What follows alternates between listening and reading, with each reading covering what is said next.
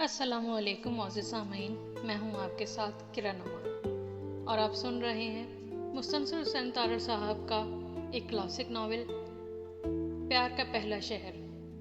मोअज़्ज़िज़ सामीन, कल की किस्त में आपने सन्नान और जैनी के दरमियान बढ़ने वाले रब्त के बारे में जाना था। आज किस्त 5 में आप सन्नान और एक दिलचस्प अमरीकी की मुलाकात का अहवाल जानेंगे। उसके साथ ही शांज़ेलिज़े पर कैसे सन्नान की सांसें रुकीं और वो दीवाना वार तेज बारिश में भागने पर मजबूर हुआ। ये दिलचस्प रुदात सुनकर भी आप महसूस होंगे। तो चलिए बढ़ते हैं अपने नावल की तरफ। इससे पहले अगर आपने मेरा चैनल अभी तक सब्सक्राइब नहीं किया तो प्लीज़ सब्सक्राइब कर लीजिए और साथ ही बेल आइकन को भी प्रेस कर दीजिए ताकि नई आने वाली एक साथ और नई कहानियाँ और अफसाने जल्द आप तक पहुँचते रहें। जिस सुकून की खातिर सन्नान आया था वो यहाँ मफकूद था। उसने बेतरतीब हजूम पर एक नज़र डाली और फिर सीढ़ियाँ तय करके वापस सड़क पर आ गया। दरिया के पार नेपोलियन का मकबरा आनवालेद नजर आ रहा था, जहाँ एक आलीशान हॉल की दीवारों पर वो तमाम झंडे आवेजा हैं जो नेपोलियन ने अपनी अजीम जंगी कामयाबियों के दौरान में मफतूह फौजों से छीने थे। कहते हैं नेपोलियन को ऐसे झंडे और परचम जमा करने का बेहद शौक था। यही शौक उसे कुशां मास्को ले गया। वापसी पर वो एक दो रूसी झंडे भी लेकर आ गया, मगर इसी हाल में आवेजा झंडों से दुगने रूसियों के हाथों गंवा बैठा। सन्नान ने सोचा कि और कुछ नहीं तो नेपोलियन की कब्र की ज़ियारत ही कर ली जाए, कम से कम वहाँ बारिश से तो बचाव होगा। आनवालेद जाने के लिए सन्नान सिकंदर स्विमिंग पूल पर आहिस्ता आहिस्ता जा रहा था। उसके दाएं हाथ पर पेरिस की दिलकश इमारत से परे कलीसा सीकरे कर के मशरकी बंग गुंबद नजर आ रहे थे। वो पेरिस के आसमान पर बिखरे हुए घने बादलों में से छनती हुई फौर में भीगता पेरिस और पेरिस वालों को सलवाते सुनाता चला जा रहा था कि कंकोरो चौक की जानिब से एक तेज रफ्तार नीली स्पोर्ट्स कार निकली। चौक के दरमियान बुलंद फवारों से टकराते टकराते बची और फिर सिकंदर स्विमिंग पूल का रुख कर लिया। सन्नान जल्दी से फुटपाथ से हटकर पुल के जंगले की तरफ खड़ा हो गया। नीली कार सीधी उसके पास आई और धचके के साथ साकिन हो गई। ड्राइवर ने खिड़की का शीशा सरकाया, सन्नान की जानिब देखा और फिर हकलाते हुए टूटी फूटी से फ्रांसीसी में कहने लगा, पार्ले दो फ्रांस मोसियो। वो गालिबन सन्नान के मशरकी खुदखाल की वजह से उसे उन लातादाद अलजायरियों में से एक समझ रहा था जो पेरिस में आबाद हैं और इसीलिए फ्रांसीसी में गुफ्तगू करने की कोशिश कर रहा था। माफ़ कीजिएगा, मैं फ्रांसीसी से नाबलद हूँ, सन्नान ने अंग्रेजी में जवाब दिया। ओह बॉय, ड्राइवर का लहजा अमरीकी था। खुदा का शुक्र है कि तुम अंग्रेजी बोल सकते हो। मैं पिछले 1 घंटे से किसी ऐसे शख्स की तलाश में था। फरमाइए। सन्नान जंगले से हटकर कार के पास चलाया। दरअसल मैं लोअर अजायब घर का रास्ता दरियाफ्त करना चाहता हूँ, वो मोनालिसा वाला। उसने बाछे खिलाकर मोनालिसा की मशहूर ज़माना मुस्कुराहट की भद्दी नकल उतारते हुए पूछा, कंकोरो चौक के जिन फवारों से आप टकराते टकराते बचे हैं उनके दाएं हाथ पर चले जाएं। वैसे लोअर में आज हफ्तावार तातील है, मैं वहीं से होकर आया हूँ। ओह डैम, ड्राइवर ने मायूसी के आलम में अपनी रान पर एक जोरदार घूंसा रसीद किया और ज़ेरे लब बड़बड़ाने लगा। हाय मोनालिसा की मुस्कुराहट। फुहार अब तेज हो चली थी। सन्नान वहाँ खड़े होकर भीगना नहीं चाहता था, इसलिए आगे चल गया। अमरीकी ने भी कार स्टार्ट की और सन्नान के पीछे पीछे फुटपाथ के साथ चलने लगा। ए भाई, तुम हिंदुस्तानी हो? अमरीकी ने कार में से झांकते हुए पूछा। सन्नान झल्लाकर खड़ा हो गया। अमरीकी ने भी फौरन कार रोक ली। मैं पाकिस्तानी हूँ, समझे, पाकिस्तानी। ये कहकर सन्नान फिर चलने लगा। अमरीकी अब फिर उसके पीछे पीछे चला आ रहा था। ए भाई पाकिस्तानी, अमरीकी ने दांत निकालते हुए कहा, अगर तुम्हें फुर्सत है तो मेरे साथ कार में बैठ जाओ और नेपोलियन के मकबरे तक मेरी रहनुमाई करो। सन्नान को फुर्सत ही फुर्सत थी। अगरचे नेपोलियन के मकबरे का गुंबद बिल्कुल सामने दिखाई दे रहा था, लेकिन सिर्फ बारिश से बचने की खातिर उसने ये दावत कबूल कर ली और कार में बैठ गया। अमरीकी का नाम पैरी था और वह जर्मनी में मुतय्यन अमरीकी फ़ौज में 2 साल की ड्यूटी पूरी करके वतन जाने से कबल यूरोप की सैर पर निकला हुआ था। अक्सर अमरीकी सयाह की तरह वो भी 7 रोज़ में 7 यूरोपीय मुल्क देख डालना चाहता था। मुझे हमेशा से ही अफ्रीका के बारे में जानने का बेहद इश्तियाक रहा है, अमरीकी कह रहा था। बब्बर, शेर, हाथी वगैरह। सन्नान का मूड खराब हो गया। उसका गंदुमी माइल रंग इतना भी गंदुमी ना था कि उस पर एक हबशी होने का गुमान हो। कभी अफ्रीका जाने का इत्तेफाक नहीं हुआ, सन्नान ने मुंह बनाकर कहा। आए? अमरीकी ने हैरान होकर मुंह खोल दिया। ये पाकिस्तान वगैरह उधर नहीं है क्या? हमारी मगरबी सरहदें ईरान और अफगानिस्तान को छूती हैं, सन्नान ने वजाहत करना चाहिए। आहा, अफगानिस्तान का नाम मैंने सुन रखा है, बल्कि मैं तो वहाँ की जड़ी बूटियों का बेहद शैदाई हूँ। किस किस्म की जड़ी बूटियाँ? चर्स, हशीश, अमरीकी ने आंखें घुमाते हुए जवाब दिया और साथ ही कार फुटपाथ के साथ रोक ली। एकदम लगा लें, फिर नेपोलियन से भी मिल लेंगे। सन्नान खामोशी से अमरीकी को देखता रहा। शक्ल से ही क्रैक लगता था। अमरीकी ने कार के कंपार्टमेंट में से एक सुर्ख हिंदियों वाला एक लंबा पाइप निकाला और फिर कोट की अंदरूनी जेब में से एक चपने की पोटली निकाली। पोटली में काले रंग के तंबाकू से मिलती जुलती कोई चीज थी, जिसे उंगलियों से अच्छी तरह मसल कर उसने पाइप में रखा और माचिस से सुलगाई। एक अनजानी और नागवार किस्म की बू कार में फैल गई। सन्नान को हरात का होटल बेहजाद याद आ गया, जिसके कमरों में इस किस्म की बू हुआ करती थी। होटल के हाल में एक बोर्ड पर सयाहों को मुतनब्बे किया गया था, यहाँ चर्स पीना तकरीबन मना ही समझें। अमरीकी ने एक लंबा कश लगाया और साथ ही उसकी छोटी छोटी आंखों में सुर्ख डोरे तैरने लगे। कम बखत चर्सी है। सन्नान को कराहियत आ गई। अमरीकी ने एक और कश लगाया और पाइप को दोनों हाथों में बेहद एहतियात से ऐसे पकड़ा जैसे वो कोई नादिर किस्म का कबूतर हो, जिसके उड़ जाने का एहतमाल हो, और सन्नान की तरफ बढ़ा दिया। ड्रग लोगे? यूरोपीय चर्सियों की जुबान में ड्रग का वही मतलब होता है जो पंजाबी में यार सूटा ला का होता है। ड्रग तो नहीं, अलबत्ता मेहरबानी करके मुझे यहीं ड्रॉप कर दीजिए। सन्नान ने बाहर निकलने की नीयत से दरवाजे के हैंडल पर हाथ रख दिया। नहीं यार, अमरीकी एकदम गड़गड़ाने लगा। मुझे छोड़कर मत जाओ, मैं अकेला रह जाऊंगा और नेपोलियन का मज़ार नहीं देख पाऊंगा। हाय नेपोलियन। और साथ ही सन्नान का हाथ पकड़ लिया। ओहो, अजीब मुसीबत है। सन्नान को बेहद गुस्सा आ रहा था। मेरा तो इस बदबू से दम घुटा जा रहा है। मैं कार की खिड़कियां खोल देता हूँ, दरवाजे खोल देता हूँ, बोनट खोल देता हूँ, हर चीज़ खोल देता हूँ। अमरीकी ने बेहद सुस्त रवैये से कार की एक खिड़की का शीशा आहिस्ता आहिस्ता नीचे कर दिया और बाहर फूंके मारने लगा, जैसे कार में जमा धुएं को बाहर निकाल रहा हो। मुझे बेहद अफसोस है, बेहद। ओहो, अमरीकी बड़बड़ा रहा था। लेकिन मेरा ख्याल था कि तमाम एशियाई चर्स ज़रूर पीते हैं। नेपोलियन भी पीता था, जॉज़फिन भी। वो रुक रुक कर बेहद आहिस्ता बात कर रहा था, जैसे उसे बोलने में दिक्कत पेश आ रही हो। सन्नान अपने आप को कोस रहा था कि उसने खौफनाक ये मुसीबत मोल ले ली। इससे बेहतर था कि बाहर बारिश में ही खड़ा भीगता रहता।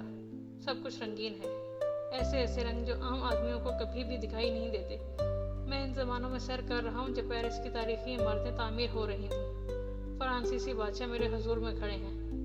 ये मोटा आदमी चार्ल्स है, वो हेनरी है, उधर लुई ऊँग रहा है, और वो कोने में जो ठिगना सा शख्स खड़ा है वो नेपोलियन है। हाय नेपोलियन। अमरीकी झूम रहा था। अब अगर सन्नान चाहता तो बड़ी आसानी से कार से निकलकर इस चर्सी से छुटकारा हासिल कर सकता था, मगर एक तो बाहर अभी तक बारिश हो रही थी और दूसरे उसे इस अमरीकी पर तरस भी आ रहा था। उसने जेब से सिगरेट निकालकर सुलगाना चाहा।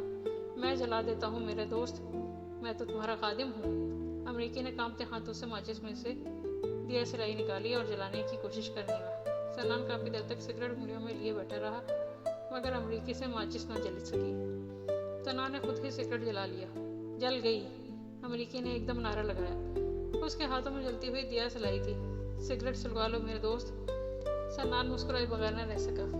शुक्रिया, लेकिन मैं सिगरेट जला चुका हूँ। एक मरतबा फिर जला लो, बल्कि 2 मरतबा, 3 मरतबा, 4। उसने बाकायदा गर्दान शुरू कर दी, यहाँ तक कि जलती हुई दिया सलाई उसकी उंगलियों में पहुंचकर राख हो गई। तुम्हारी उंगली तो नहीं जली? सन्नान ने अमरीकी से पूछा, जो इस तरह जली हुई दिया सलाई उंगलियों में दबाए बैठा था। उंगली? कौन सी उंगली? मेरी कोई उंगली नहीं है। कम से कम ये दिया सलाई तो बाहर फेंक दो, सन्नान ने चलाकर कहा। दिया सलाई बाहर फेंक दूं तो तुम सिगरेट कैसे जलाओगे? जला लो मेरे दोस्त। उसने दिया सलाई का जला हुआ टुकड़ा सन्नान के आगे कर दिया। सन्नान ने जान छुड़ाने की गर्ज से अपना जलता हुआ सिगरेट बुझी हुई दिया सलाई से छू लिया। शुक्रिया शुक्रिया, अमरीकी ने कई मरतबा झुक झुक कर कहा, और फिर एक मरतबा और झुका तो वहीं ढेर हो गया और ऊँगने लगा। तकरीबन आधे घंटे के बाद उसे होश आया। उसने आंखें खोली जो अभी तक सुर्ख थीं, और सन्नान की तरफ देखकर मुस्कुराया। बड़ी आला क्वालिटी की थी, इसीलिए नशा ज़्यादा आ गया, और सीधा होकर बैठ गया। मुझे 5 मिनट की मोहलत दो, मैं बिल्कुल ठीक हो जाऊंगा। उसके लहजे में माजरत थी। जहाँ पिछले 50 मिनट, वहाँ 5 मिनट और सही। सन्नान ने एक और सिगरेट सुलगाते हुए कहा, सिगरेट की राख मत झाड़ना। अमरीकी ने मशवरा दिया। वो क्यों? इससे नशा कम हो जाता है। इस सिगरेट में आम किस्म का तंबाकू है, चर्स नहीं। ठीक कहते हो, अमरीकी ने सिर हिलाकर तायद किया। वैसे چرس کے سگریٹ کی راکھ جھاڑنے سے یقیناً نشہ کم ہو جاتا ہے۔ تھوڑی دیر میں امریکی بالکل نارمل ہو چکا تھا، یا کم از کم وہ اس بات کا دعویٰ ضرور کر رہا تھا۔ اس نے سنان سے اپنے رویے کی بھرپور معذرت کی اور کار سٹارٹ کر دی۔ سنان کو خدشہ تھا کہ شاید چرس کے اثرات کی بنا پر وہ کار ٹھیک طرح نہ چلا سکے، لیکن اس کے خدشات بے بنیاد ثابت ہوئے۔ امریکی بڑی اچھی کار چلا رہا تھا اور بالکل نارمل ہو چکا تھا۔ دائیں ہاتھ پر نیپولین کے مقبرے کو سڑک جاتی ہے، سنان نے آن والی عید کے گنبد کی جانب اشارہ کر کے اسے بتایا۔ امریکی نے فوراً کار روک لی اور پھر جیب میں سے ایک ڈائری نکالی جس کے ایک صفحے پر کچھ اس قسم کی فہرست تھی: شریر پیرس، آئیفل ٹاور، نیپولین کا مقبرہ، نیو یارک کے مجسمہ آزادی کا اصلی ماڈل، امریکن ایکسپریس سے ڈاک کی وصولی، دریائے سین، کلیسا نوٹر ڈیم، مالن روز کا شبینہ کلب، مونالیزا، شانزلیزے کے کسی قہوہ خانے میں کافی پینا اور فرانسیسیوں کو گھورنا۔ نوٹ: اگر ہو سکے تو کسی فرانسیسی چنچل لڑکی کے ساتھ اٹکھیلیاں۔ دوسرے صفحوں پر بھی اس قسم کی فہرستیں خونی برلن، رومنو کا روم اور شیکسپیئر کا لندن کے عنوان تلے درج تھے۔ جن نمبروں پر نشان تھے وہ شاید اس نے دیکھ ڈالے تھے، بس دیکھ لیا۔ اس نے نیپولین کے مقبرے کے آگے بھی لکیر کھینچ دی اور کار سٹارٹ کر لی۔ دریائے سین، اس نے ایک ٹھنڈی آہ بھری اور فوراً آئٹم نمبر 5 پر بھی لکیر کھینچ دی۔ بس اب نمبر 1 اور 9 رہ گئے ہیں اور پیرس مکمل ہو جائے گا۔ مونالیزا کی تصویر کسی آرٹ کی کتاب میں دیکھ لینے سے گزارا ہو جائے گا۔ اسی سڑک کے آخر میں جب آئیفل ٹاور کے پاس پہنچے تو امریکی نے اس کی تاریخ پر سنا دی: انجینئر آئیفل کا کمال، 78 لاکھ دلائی فرانک سے تعمیر کردہ، 984 فٹ بلند، وغیرہ وغیرہ۔ آئیفل ٹاور کو دیکھتے ہی سنان کو پاسکل کی یاد ہونے آ لیا۔ اس شب وہاں کتنی رونق تھی، مگر آج ٹاور کے نیچے کا حصہ بالکل ویران پڑا تھا۔ بارش، اڑتے ہوئے پتے اور فرش پر بھیگے ہوئے اخباروں کے پرزے، تصویری پوسٹ کارڈ بیچنے والوں کے کھوکھے بھی بند پڑے تھے۔ سنان نے سر اٹھا کر دیکھا تو دھند نے ٹاور کا مکمل طور پر گھیراؤ کر رکھا تھا اور پہلی منزل سے بالائی حصہ روپوش تھا۔ میں برقی لفٹ کے ذریعے ٹاور کی آخری منزل پر جا کر پیرس شہر کا نظارہ کروں گا، امریکی نے کار کا دروازہ کھول کر باہر نکالتے ہوئے کہا۔ لیکن بارش اور دھند کی وجہ سے تمہیں وہاں سے کچھ بھی تو دکھائی نہ دے گا، سنان نے کھڑکی میں سے جھانک کر کہا۔ ہاں، یہ تمہارا خیال ہے پاکستانی، امریکی نے کوٹ کی اندرونی جیب کی طرف اشارہ کیا اور ہنس دیا۔ اس کا ایک کش اور دھند بادل وغیرہ غائب، مارے گئے، سنان نے اپنے آپ سے کہا۔ اب یہ کم وقت پھر کم از کم آدھا گھنٹہ آئیفل ٹاور کی چوٹی پر جا کر بے سود پڑا رہے گا۔ لیکن سنان کا خدشہ غلط ثابت ہوا۔ امریکی 5 منٹ میں ہی واپس آ گیا اور حسب معمول اپنی ڈائری جیب سے نکال کر آئیفل ٹاور پر لکیر کھینچ دی۔ وہ دھند اور بادل وغیرہ غائب ہو گئے تھے کیا؟ سنان نے بے وقوفوں کی طرح سر ہلا کر دریافت کیا۔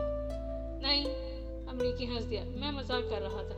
دراصل یہ چرس میں نے آج ہی ایک ہپی سے خریدی تھی اور مجھے اس کی بڑھیا کوالٹی کا علم نہ تھا، اس لیے یوں اندھا ہو گیا، ورنہ عام طور پر تو جب میں کش لگا کر ڈیوٹی پر جاتا تھا تو میرے کمانڈنگ افسر تک کو علم نہ ہوتا تھا۔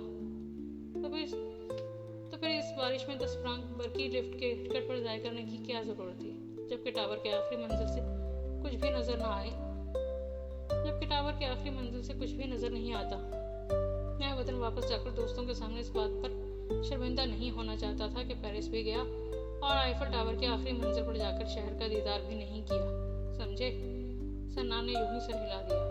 ان امریکیوں کی منطق اس کی سمجھ سے باہر تھی۔ میں نے نیپولین کے مقبرے کے علاوہ آئیفل ٹاور تک تمہارا ساتھ دیا ہے، اب اجازت ہے؟ سنان نے پوچھا۔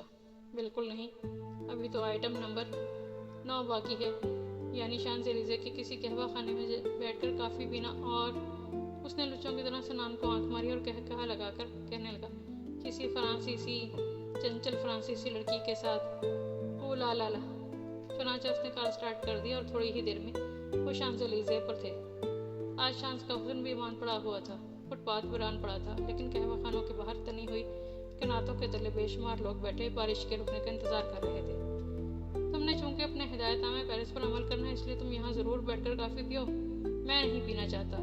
سنان نے شانزلیزے کے قہوہ خانوں کی مہنگائی کے تلخ تجربے کی بنا پر انکار کرنا چاہا۔ یار، چرس نہیں پیتے تو کافی تو ضرور پیو، امریکی نے اصرار کیا۔ بہرحال ویٹر ان کے آرڈر کا انتظار کیے بغیر ہی کافی لے آیا۔ اسے معلوم تھا کہ وہاں بیٹھنے والے اکثر سیاحوں کی فرانسیسی صرف ایک ہی لفظ کافی پر مشتمل ہوتی ہے، اس لیے وہ اس مشروب کے علاوہ اور کچھ نہیں منگواتے۔ امریکی نے 5 منٹ میں کافی ختم کی، چند لوگوں کو گھورا اور اپنی فہرست کا آخری نوٹ پورا کرنے کے لیے اٹھ کھڑا ہوا۔ کیا میں تمہیں شوٹ کر لوں؟ امریکی نے اپنی جیب میں ہاتھ ڈالا۔ وہ کس خوشی میں؟ سنان گھبرا گیا۔ میرا مطلب تمہاری تصویر کھینچنے سے ہے، امریکی نے جیب میں سے سگریٹ کے لائٹر کے حجم کا ایک ننھا منا کیمرہ نکالتے ہوئے کہا۔ سنان کی تصویر کھینچ کر اس نے پھر اپنی ڈائری نکالی اور پیرس کے صفحے پر پاکستانی پیرس میں تصویر کھینچی لکھ کر واپس جیب میں ڈالا اور ایک مرتبہ پھر چرس پینے کے بارے میں بھرپور معذرت کر کے پگال کے بدنام علاقے کی طرف چلا گیا، جہاں امریکی ڈالر بڑی آسانی سے اٹکھیلیوں میں تبدیل کروائے جا سکتے ہیں۔ سنان کی پیالی میں ابھی تھوڑی سی کافی باقی تھی۔ بارش اب اتنی تیز نہ تھی، کرسیوں اور میزوں کے اوپر تنی ہوئی کنات کے ایک کونے سے پانی کے قطرے ٹپک رہے تھے۔ وہاں بیٹھے ہوئے لوگ اٹھ کر اندر چلے گئے۔ سنان اس بھیگے موسم میں شہر کی تاریخی عمارتیں دیکھنے کے موڈ میں نہ تھا، اس لیے وہاں بیٹھا رہا۔ اس نے پیالی اٹھا کر آخری گھونٹ بھرا، کافی یخ ہو چکی تھی۔ اسے یاد آیا کہ اس نے آج دوپہر جینی سے ملنے کا وعدہ کیا تھا۔ بارش تھم جائے تو پھر چلا جائے، اس نے سوچا۔ اوہ، آج کتنی سردی ہے، ایک ٹھٹھرتی ہوئی آواز آئی۔ اس کے ساتھ والی میز پر ایک خوبصورت لڑکی اپنے ساتھی لڑکی کے سینے پر دونوں ہاتھ جمائے بڑے پیار سے کہہ رہی تھی۔ سنان کو انگلستان سے فرانس آتے ہوئے اسٹیمر پر گزاری ہوئی وہ شب یاد آ گئی۔ پاسکل نے بھی تو یہی کہا تھا۔ پیرس کے ایک قہوہ خانے میں بیٹھے ہوئے اس اداس دوپہر سنان کے سینے میں اب صرف مشرقی جذباتیت کی لہریں امڑ رہی تھیں۔ اس کے ذہن میں جینی سے کیا ہوا وعدہ مبہم ہوتا گیا اور پاسکل کے کٹے ہوئے بال اور نیلی آنکھیں بھرنے لگیں۔ اس کے سامنے قہوہ خانوں اور دکانوں کے شو کیسوں میں سے پھوٹتی روشنی کی کرنیں گیلے فٹ پاتھ پر منعکس ہو رہی تھیں۔ فٹ پاتھ کے سیمنٹ پر چپکے ہوئے شاہ بلوط کے خزاں رسیدہ پتے کسی جدید مصور کے شاہکار کی صورت میں ابھر رہے تھے۔ بارش کی وجہ سے درخت اور بھی نکھر گئے تھے۔ سنان اپنے برساتی کی جیبوں میں ہاتھ ڈالے فٹ پاتھ کی گلی سطح پر نظریں جمائے پاسکل کے بارے میں سوچ رہا تھا۔ کاش میں اس شب پاسکل سے اس کے گھر کا پتہ ہی دریافت کر لیتا، کم از کم اسے تلاش کر کے اس شب دیر سے آنے کی معذرت تو کر سکتا۔ جانے وہ میرے بارے میں کیا سوچتی ہوگی۔ اس وقت شاید وہ بھی میری ہی طرح اس شہر میں کہیں اپنے کمرے کی کھڑکی میں بیٹھی باہر برستی بارش کو تک رہی ہوگی۔ ہو سکتا ہے وہ بھی میرے بارے میں سوچ رہی ہو۔ سنان کی نگاہیں گیلے فٹ پاتھ سے ہٹ کر سامنے خلا میں ایک نقطے پر مرکوز ہو گئیں۔ مختلف چہرے اس نقطے کی زد میں آتے اور ایک متحرک سائے کے مانند آگے بڑھ جاتے۔ بوڑھے فرانسیسی بیری ٹوپیاں پہنے ہوئے فیشنیبل نوجوان لڑکیاں، جن کے رنگ برنگے چھاتے ان کے ساتھی لڑکوں نے تھام رکھے تھے اور خود بارش میں بھیگتے چلے جا رہے تھے۔ لمبے بالوں والے ہپی جو موسم کی سختیوں سے بے خبر اپنی دھن میں مگن جھومتے جا رہے تھے۔ غیر ملکی سیاح جو بارش سے پناہ لینے کی خاطر ہر قہوہ خانے میں جھانکتے اور پھر کوئی جگہ نہ پا کر آگے بڑھ جاتے۔ بوڑھی عورتیں ہاتھ میں خوراک کے بنڈل تھامے چہرے گزرتے گئے اور سنان بے دھیانی میں اسی ایک نقطے پر نظریں جمائے گھورتا رہا۔ ایک سیاح، ایک بوڑھی عورت، چند بچے، ایک اور سیاح، ایک لڑکی، ایک اور، پھر ایک چہرہ اس کے نقطے کی زد میں آیا، خوبصورت اور بھولا سا چہرہ، کٹے ہوئے کالے بال، اور پھر سنان کی نظروں میں ایران کے سارے آسمان کی نلاہٹ منجمد ہو گئی۔ پاسکل، اس کے دھڑکتے ہوئے دل نے دہائی دی۔ وہ ہڑبڑا کر اپنی کرسی سے اٹھ بیٹھا جیسے کسی خواب سے بیدار ہوا ہو، اور پھر قہوہ خانے میں بیٹھے لوگوں سے ٹکراتا، کرسیوں اور میزوں کو پھلانگتا اندھا دھند گیلے فٹ پاتھ پر بھاگنے لگا۔ پاسکل، اس نے زور سے پکارا۔ فٹ پاتھ پر چلنے والے تمام لوگ اس کی طرف متوجہ ہو گئے، مگر وہ ان کی پرواہ کیے بغیر تیزی سے بھاگنے لگا۔ ہاں، وہ پاسکل ہی تھی، اس کی خالہ، اس کے ساتھ تھی، جنہوں نے بارش سے بچاؤ کے لیے پاسکل پر ایک سرخ چھاتا تان رکھا تھا۔ وہ اپنی خالہ کا بازو تھامے نظریں جھکائے آہستہ آہستہ لنگڑاتی ہوئی چلی جا رہی تھی۔ اس نے آج بھی سرخ کوٹ پہن رکھا تھا۔ پاسکل، سنان نے تقریباً چیختے ہوئے پکارا۔ پاسکل کے لڑکھڑاتے ہوئے قدم فٹ پاتھ پر جامد ہو گئے، لیکن اس نے مڑ کر دیکھا نہیں، بلکہ وہیں ساکن کھڑی ہو گئی جیسے پتھر کا بت ہو۔ سنان اس کے قریب پہنچا تو اس کی سانس کھلی ہوئی تھی۔ پاسکل نے اسے دیکھتے ہی منہ پھیر لیا، لیکن اس کی اس حرکت سے نفرت کے بجائے بے بسی اور لاچارگی کا اظہار ہوتا تھا۔ مجھے افسوس ہے کہ میں اس روز وقت پر نہ پہنچ سکا، اور خالہ، ان سے ملو، یہ سنان ہے۔ اس نے اس کی معذرت کو مکمل طور پر نظر انداز کرتے ہوئے اپنی خالہ سے تعارف کروایا۔ خالہ نے اسے سر سے پاؤں تک گھور کر دیکھا۔ ہاں، انہوں نے پھنکارتے ہوئے کہا، یہی ہے نا جو لندن سے تمہارے ساتھ آیا تھا اور پھر غائب؟ ہاں خالہ، پاسکل نے بڑی بے صبری سے خالہ کی بات کاٹتے ہوئے سر ہلایا اور پھر خاموشی سے شانس پر رواں ٹریفک پر نظریں جما دی۔ سنان اور کچھ نہ کہہ سکا، صرف اس کے بھولے بھالے خوبصورت چہرے کی طرف دیکھتا رہا جو ایک پشمردہ مگر خوبصورت پھول کی مانند تھا۔ چند لمحوں کی خاموشی کے بعد خالہ صاحبہ پھر گویا ہوئی، تم دونوں اگر یہاں کھڑے ہو کر بھیگنا چاہتے ہو تو بڑے شوق سے، مجھے تو بال بنوانے کے لیے ہیئر ڈریسر کے ہاں جانا ہے۔ اور پھر پاسکل سے مخاطب ہو کر کہنے لگی، پاسکل شاعری، 11 بجے سے پہلے گھر لوٹ آنا، میں تمہارے بستر میں گرم پانی کی بوتل رکھ دوں گی۔ یہ کہہ کر ایک مرتبہ پھر خالہ نے کڑی نظروں سے سنان کا معائنہ کیا، جیسے کہہ رہی ہوں کہ خبردار جو اب میری پیاری بھانجی کا دل دکھانے کی کوشش کی، اور سرخ چھاتا سنان کے ہاتھ میں تھما کر خود بھیگتی ہوئی فتح کے محراب کی جانب مارچ کرتی چلتی۔ بارش اب پھر تیز ہو گئی تھی۔ سنان نے جلدی سے اپنی سفید برساتی اتار کر پاسکل کو اڑا دی، جو اب تک پتھرائی ہوئی نظروں سے شانس پر رواں ٹریفک کو دیکھ رہی تھی۔ سنان نے آہستہ سے اپنا ہاتھ اس کے کندھے پر رکھ دیا۔ پاسکل خاموش کھڑی رہی، پھر اس نے نظریں اٹھا کر سنان کی جانب دیکھا۔ بارش کی بوندیں اس کے بالوں میں سے رس رس کر اس کی پلکوں تک آتی اور پھر ان میں سے ٹپک کر اس کے گول چہرے پر پھیل جاتی، لیکن اس کی نیلی آنکھوں میں نمی بارش کی وجہ سے نہ تھی۔ سنان اسے سہارا دے کر قہوہ خانے میں لے آیا اور ایک مرتبہ پھر اس سے دیر سے آنے کی بھرپور معذرت کی۔ پاسکل نے برساتی اتار کر کرسی کے بازو پر رکھ دی اور پھر میز پر کہنیاں ٹیک کر فٹ پاتھ کی طرف دیکھنے لگی۔ میں نے کہا تھا نا، لوگ میرے چہرے سے وقتی طور پر مروب ہو کر مجھ سے ملنے کی خواہش کا اظہار کر بیٹھتے ہیں اور بعد میں انہیں اپنی حماقت کا احساس ہوتا ہے تو وہ اپنا ارادہ بدل دیتے ہیں۔ اس کی نظریں گیلے فٹ پاتھ پر مرکوز تھیں اور وہ رک رک کر باتیں کر رہی تھی۔ تم پہلے شخص نہیں ہو جس نے یہ رویہ اختیار کیا ہے۔ دریائے سندھ کے کنارے اکیلے چلنے کی مجھے عادت ہو گئی ہے، اس سے بھی میں وہاں اکیلی ہی گھومتی رہی۔ میں نے اپنا ارادہ تبدیل نہیں کیا تھا۔ سنا نے پاسکل کے خنک ہاتھ پر اپنے ہاتھ رکھ دیا۔ تو پھر تم کل شام سین کے کنارے پر کیوں نہیں چلے آئے؟ تمہیں معلوم تھا کہ میں ہر شب وہاں جاتی ہوں۔ اب اس کی نظریں فٹ پاتھ سے ہٹ کر میز پر پڑے چمکدار مینو کارڈ پر جمی تھی۔ سنان کو خدشہ تھا کہ ابھی کارڈ پر اس کے گرم آنسو ٹپ ٹپ گرنے لگیں گے۔ کل شام، سنان سوچ میں پڑ گیا۔ بہرحال آج میں نے ارادہ کر رکھا تھا کہ میں تمہیں تلاش کرنے کے لیے دریائے سندھ کے کنارے پر ضرور جاؤں گا۔ مجھے تم سے کوئی شکایت نہیں۔ تم نے کوئی انہونی بات تو نہیں کی؟ انہونی بات تو تب ہوتی اگر میرا باقی جسم بھی میرے چہرے کی طرح دلکش اور متناسب ہوتا، اور پھر تم مجھ سے ملنے نہ آتے۔ پاسکل، سنان نے بہت نرمی سے کہا، تمہارے اندر خود اذیتی کی عادت نے گھر کر لیا ہے نا۔ تمہیں ہر وقت اپنی جسمانی خامی کا احساس رہتا ہے۔ مجھے یہ بھی معلوم ہے کہ اس میں ان بے شمار لوگوں کا بھی قصور ہے جو انجانے میں تمہاری دل آزاری کا مرتکب ہوتے ہیں، اور مجھے یہ بھی یقین ہے کہ اس سے قبل بھی تمہاری زندگی میں ایسے لمحے ضرور آئے ہوں گے جب تم نے سچے جذبات کو اسی خود اذیتی کے احساس کے تحت ظاہری ہمدردی سمجھ کر ان سے منہ موڑ لیا ہو۔ پاسکل بدستور مینو کارڈ پر نظریں جمائے بیٹھی رہی، اور تم اب بھی ایک ایسے ہی لمحے سے گزر رہی ہو۔ اس نے ایک لمحے کے لیے سنان کی جانب دیکھا اور پھر نظریں مینو کارڈ پر جما دی۔ میرا یہ بھی خیال ہے کہ میرا چہرہ اس مینو کارڈ سے تو خوش شکل ہے جسے تم پچھلے 10 منٹ سے محبت بھری نظروں سے دیکھے جا رہی ہو۔ پاسکل کے ہونٹ لرزنے لگے اور پھر ان پر ایک خفیف سی مسکراہٹ پھر گئی۔ اس نے نظریں مینو کارڈ سے اٹھائیں تو بھیگی بھیگی آنکھوں کی نلاہٹ اور گہری ہو گئی تھی۔ تم اس روز مجھے ملنے نہ آئے تو مجھے بےحد مایوسی ہوئی۔ میں نے اسٹیشن سے گھر پہنچ کر جب خالہ سے تمہارا ذکر کیا تو وہ کہنے لگی، اسے ملنے نہ جاؤ پاسکل، ہمدردی اور رحم کے جذبات کو کسی اور پہلو سے دیکھنے کی کوشش تمہیں پہلے سے بھی زیادہ دل برداشتہ کر دے گی۔ میرے اصرار پر وہ مجھے خود آئیفل ٹاور تک چھوڑنے آئی۔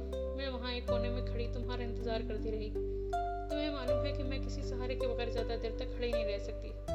مایوس ہو کر میں ٹاور کے سامنے والے پل کے ساتھ اترتی ہوئی سیڑھیوں پر سے دریائے سندھ کے کنارے چلی گئی اور وہاں ایک بینچ پر اس امید پر بیٹھی رہی کہ شاید تم مجھے تلاش کرتے کرتے وہاں تک آ جاؤ۔ اس روز مجھے اپنے پاہج پن کا شدت سے احساس ہوا۔ ان سطحی اور عامیانہ احساسات کو بھول جاؤ پاسکل۔ تمہیں اب تو معلوم ہو گیا نا کہ اس روز میں صرف تمہیں ملنے کی خاطر آئیفل ٹاور تک آیا تھا۔ رہائش کی تلاش میں مجھے تاخیر ہو گئی تھی، یہ علیحدہ بات ہے، مگر میں صرف پاسکل کو، ایک ایسی لڑکی کو ملنے آیا تھا جو مجھے بےحد اچھی لگی تھی۔ اور اچھی لگی تھی؟ ہاں، ابھی اچھی لگے اگر وہ آنسو بہانے کے بجائے مسکرا دے اور اپنے آپ کو اذیت پسندی کے جال سے چھڑا کر اس خوبصورت شہر میں قیام کے دوران میں میرا ساتھ دے۔ وعدہ؟ پاسکل نے بچوں کی طرح سر ہلا کر پوچھا اور اس کے لبوں پر مسکراہٹ پھیل گئی۔ اس کی آنکھوں کی نلاہٹ دھلنے سے اور بھی نکھر آئی تھی۔ بالکل وعدہ۔ سنان نے بھی اسی طرح سر ہلایا اور کرسی سے اٹھ کھڑا ہوا۔ پاسکل اپنے سرخ کوٹ کے کالر سے کھیل رہی تھی۔ کیا یہیں بیٹھے رہنے کا ارادہ ہے؟ सना ने शोल्डर का भरपूर मुजाहरा करते हुए झुककर कहा, मोहतरमा पहले आप। टेरेस की इस भीगी हुई शब को पास्कल जिंदगी में पहली मर्तबा सीन के खूबसूरत किनारों पर अकेली ना थी। सना ने उसे सहारा दे रखा था और वो अपनी पूरी हिम्मत से काम लेते हुए लंगड़ाए बगैर चलने की कोशिश कर रही थी। उसका सर सन्नान के कंधे के साथ लगा था और वह बेहद खुश नजर आ रही थी। थोड़ी दूर चलने के बाद वह दम लेने के लिए रुकती, सर उठाकर सनान की जानिब देखते हुए मुस्कुरा देती और फिर चलना शुरू कर देती। सनान ने उसके सुर्ख कोट का कॉलर उठाकर अपना हाथ उसकी गर्दन पर रख दिया। पास्कल ने झुरझुरी सी ली। तुम्हारा हाथ बेहद सर्द है। सना ने पास्कल के जिस्म की हल्की थरथराहट महसूस की और फौरन हाथ बाहर निकाल लिया। नहीं नहीं, पास्कल ने उसका हाथ पकड़कर फिर अपनी गर्दन के पीछे रख लिया। रहने दो, मुझे अच्छा लगता है। और फिर मुस्कुराने लगी। क्यों, क्या बात है? बस यूं ही क्या? मुस्कुराने पर भी पाबंदी है क्या? अब हर काम अकेले करने पर पाबंदी है, सीन के किनारे पर घूमने से लेकर मुस्कुराने तक। मुझे यूं महसूस होता है जैसे मेरी खाला ने गलत कहा था। इस वक्त जिन जज्बात की आंच मुझ तक पहुंच रही है उनमें सिर्फ हमदर्दी और रहम ही नहीं। सन्ना ने हौले से कहा और मुस्कुरा दिया। उनके दाएं और बाएं शहर के दोनों हिस्सों के दरमियान इनके दाएं और बाएं शहर के दोनों हिस्सों को दरियाए सीन के ऊपर तामीर करदा मुतादिद मुरस्सा मुरक्कब पुल एक दूसरे से मिला रहे थे। यह खूबसूरत पुल फ्रांसीसी तर्ज तामीर के खूबसूरत शाहकार हैं। इनके आखिरी मेहराब, इन पर नक्श बेल बूटे और दर्जनों मुजस्समे बेहद दीदा ज़ेब हैं। पुलों पर रोशनी के लिए कदीम तर्ज के खंबे नस्ब हैं जिनसे फूटती हुई हल्की रोशनियां अब सीन के विदले पानी पर मुनक्किस हो रही थीं। फ्रांसीसी मौसीकारों ने जहां अपने नगमों में पेरिस के माह अप्रैल के निखार और फिर मौसम खज़ां की उदास शामों की तारीफों के पुल बांधे हैं, वहाँ उन्होंने दरियाए सीन के इन पुलों की मदाह में भी पेरिस के पुलों तले जैसे शोर आफाक धुनें तख्लीक की हैं। ऐसी लाजवाब धुनें जिन्हें सुनकर खूबसूरती का एक हमाकीर एहसास रूह में जज्ब हो जाता है। वो दोनों जब कभी किसी पुल के नीचे से गुजरते तो ऊपर सड़क पर चलने वाले लोग पास्कल को लंगड़ाते देखकर लम्हा भर के लिए ठिठक जाते, और जब उन्हें एहसास होता कि वो किसी हादसे का शिकार नहीं हुई बल्कि वैसे ही अपाहज है तो उनके चेहरे इन तमाम जज्बात का आईना बन जाते जिनके खदशे का इजहार पास्कल कर चुकी थी। बूढ़ियाँ खुसर पुसर करती और जवान लड़कियाँ, लेकिन पास्कल इन रहम भरी नज़रों से बेनियाज सन्नान के कंधे पर से रखे आज सिर्फ सीन के बदले पानी की तरफ देख रही थी, जैसे कह रही हो कि ए असली सीन, मुझे जी भर कर देख लो, मैं आज तुम्हारे किनारों पर अकेली नहीं हूँ। सन्नान का खुन हाथ अब पास्कल की गर्दन के तमाज़ुन से उसके जिस्म का एक हिस्सा बन चुका था। वो आज इस खूबसूरत लड़की को सहारा देते हुए अजीब सी लज्जत महसूस कर रहा था, जैसे हमदर्दी और प्यार के हसीन इम्तिजाज के बगैर अब तक उसकी जिंदगी गैर मुकम्मल रही हो। जैसे वो इतने तवील फासले आज की शब दरियाए सीन के किनारे उस अपाहज लड़की को सहारा देने के लिए ही तय करके आया हो। उनके बाएं हाथ पर हर चंद मिनट के वक्फे के बाद से यहाँ से भरी हुई कोई कश्ती सीन के पानियों को चीरती हुई गुजर जाती। उनकी छतें एम्स्टरडैम की नहरों में चलने वाली कश्तियों की मानंद शीशे की थी और बाहर से कश्ती का अंदरूनी हिस्सा और उसमें सवार मुसाफिर बखूबी नजर आते थे। एक और कश्ती गुजरी जिसे पानी में रवां एक चलता फिरता रेस्टोरेंट कहा जाए तो वजह होगा। कश्ती के चारों तरफ रंग बिरंगे गुमकुमे लटक रहे थे। लोग शीशे की छत तले बारिश से महफूज दरियाए सीन के किनारों पर वाक़ तारीखी मकामात देखने के बजाय नाव नोश में मसरूफ थे। वेटर खुराक की तश्तरियाँ हाथों पर उठाए इधर उधर भाग रहे थे। चंद नौजवान जोड़े हल्की बारिश की परवाह किए बगैर अर्शे पर महवे रक्स थे। मेरा जी चाहता है कि कभी मैं भी ऐसी कश्ती नुमा रेस्टोरेंट में सवार होकर सीन की सैर करूं। और वो रुक कर बोले, लेकिन मैं तो रक्स भी नहीं कर सकती, इससे क्या फ़र्क पड़ता है? सना ने उसका कंधा थपथपाते हुए कहा, रक्स तो अलामत है मुसरत और शादमानी की, और ये जज्बात बेहंगम उछल कूद के बगैर भी तो महसूस किए जा सकते हैं। तुम्हारे पास मेरे हर एतराज़ का जवाब मौजूद है, इसलिए बेहतर यही है कि तुम इस किस्म के एतराज़ ही ना किया करो। रक्स तो मैं फिर भी ना कर पाऊंगी, मैं खुद रक्स नहीं कर सकता, वरना तुम्हारे इस ख्याल को भी बातिल साबित कर देता। मैं सिखा दूंगी, मंजूर है? तो फिर पास्कल उसकी गिरफ्त से अलहदा हो गई और एक कदम पीछे हटकर अपने दोनों हाथ उसकी तरफ बढ़ा दिए। अभी यहाँ पर दरियाए सीन के किनारे? सना ने उसकी मासूमियत पर मुस्कुरा दिया। बिल्कुल मुश्किल नहीं। पास्कल ने अपनी बाहें उसके कंधों पर रख दी। मेरी हालत हमेशा से तो ऐसे आती, 5 साल पेशतर मैं भी रक्स कर सकती थी। सना ने ऊपर सड़क की जानिब देखा तो वहाँ चंद राहगीर उन दोनों को बड़ी दिलचस्पी से देख रहे थे। फिर कभी सही, उसने आहिस्ता से पास्कल के दोनों हाथ अपने हाथों में लेकर नीचे कर दिए। اور پھر یہاں پر موسیقی بھی تو نہیں ہے۔ مسرت اور شادمانی کے ان جذبات کے اظہار کے لیے بھی موسیقی لازمی نہیں ہے۔ مجھے والس کی ایک بڑی پیاری دھن یاد ہے، میں اسے گنگنا سکتی ہوں۔ دھن گنگنانے کے بجائے تم بے شک یہاں گانا شروع کر دو، ثنا نے ہنستے ہوئے کہا، مگر رقص کا سبق کل سے ہی، نہیں آج، اسی شام۔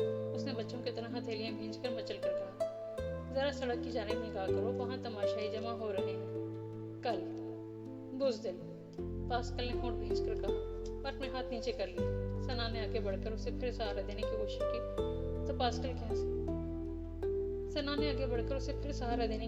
کی تو پاسکل کہنے لگی، نہیں، میں تھوڑی دیر تک خود چلنے کی کوشش کروں گی، اور اس کے آگے چلنے لگی۔ پاسکل، ہاں، اس نے پیچھے دیکھے بغیر کہا، تمہارا کوئی دوست لڑکا نہیں ہے؟ میرا مطلب ہے، کل تک تو نہیں تھا۔